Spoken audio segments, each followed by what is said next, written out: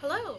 So, we've now went over the classes and we've now went over the races. The last piece to the puzzle for putting together your character outside of your backstory is going to be backgrounds. This is going to be where your character actually came from.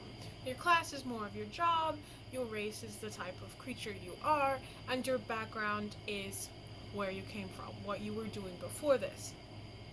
These backgrounds are going to give you some ideas for personality traits, flaws, ideals, and bonds. They're also going to give you some additional starting equipment and some more skill proficiencies.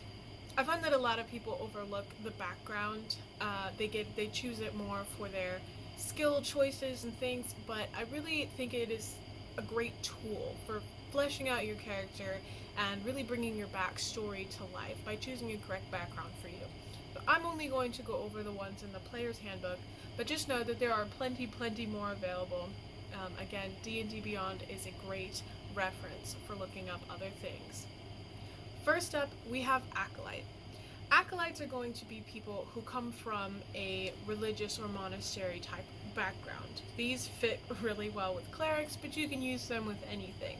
These are going to be the people that grew up tending to monasteries or in a religious school, those kinds of things. They're going to get a bonus to their insight and to their religion because that's what they grew up being good at.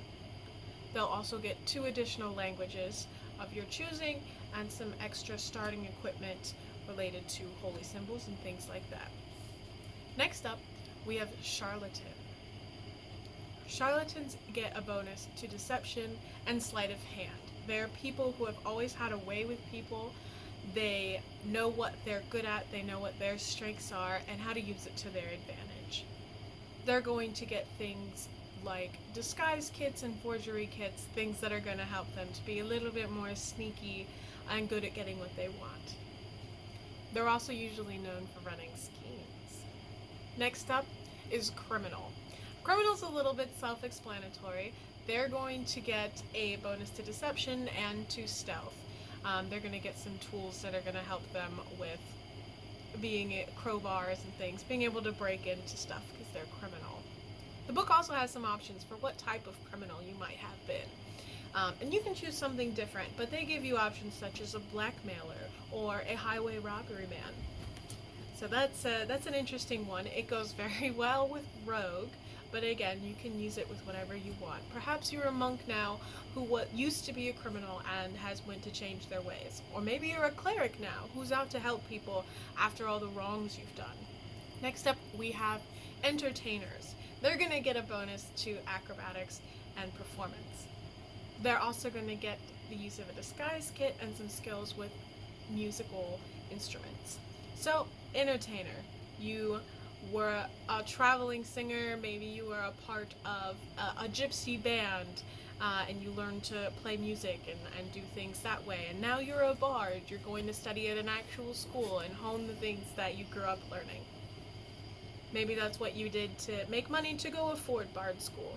Maybe you've been an entertainer and being the face of entertainment has left you jaded and now you're a rogue. There's all kinds of ways to pair these up. You could be an actor, a dancer, a jester, any kind of entertainer you want. Again, there's going to be lists of suggestions in the book, along with the ideals, personality traits, bonds, and flaws that go with that. Next up is folk hero. You are going to get animal handling and survival. So folk heroes are people who have usually got pretty good social standing. They've done something locally that they're a little bit famous for. Maybe you are someone who ran into a burning building of your hometown and saved a local farmer's daughter.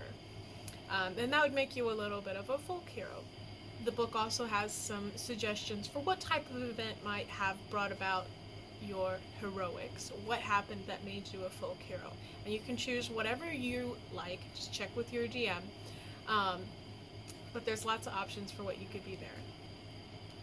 Another bonus to that is that you get rustic hospitality, so locals out in that area might be more welcoming to you. Next up is Guild Artisan. They're going to get bonuses to insight and to persuasion. These are going to be the people that have been mostly merchants or working in guilds, so you're going to have a particular skill that you are good at, a particular tool that you're good at using. You're also going to get an additional language with this. So the book suggests a number of different ones, from alchemists to cartographers to masons, wood carvers, stone cutters, etc. You're going to be a part of a guild that was good at those tools. This is also going to give you a resource where those guilds are going to know you when you're traveling around, or they'll be likely to anyways. Next up is going to be hermit. They're going to get a bonus to medicine and to religion, and to an herbalism kit. Since they spend a lot of time on their own, they really should be able to make their own medicines. So these are going to be people that have spent a lot of time by themselves, and the book again gives suggestions as to why you might have went out to be on your own. Were you searching for enlightenment?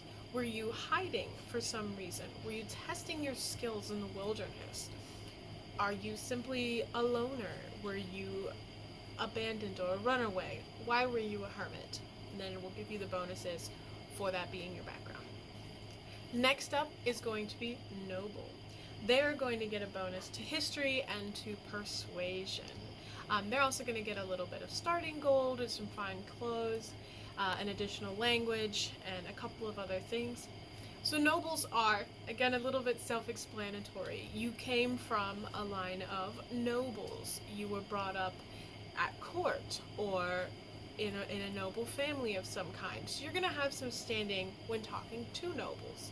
You're going to have some kind of family lineage. So if that's your background, determine with your DM what your family lineage is, who you're connected to, and why you would become an adventurer after having had a cushy noble life. Next up is going to be Outlander. They're going to get a bonus to athletics and to survival. These are going to be the people that grew up on the outskirts of civilization. They will be your guides, your hunters, and forest folk. Maybe you lived in a cabin by yourself. Maybe you lived in a small town and your family were the local hunters that did a lot of the survival things. Or perhaps you're just a nomad. Next up is Sage. They're going to get a bonus to Arcana and to History. They're also going to get 2 additional languages. Sages are people who have spent a whole bunch of time trying to learn something. This pairs really well traditionally with being a wizard, since they love to learn.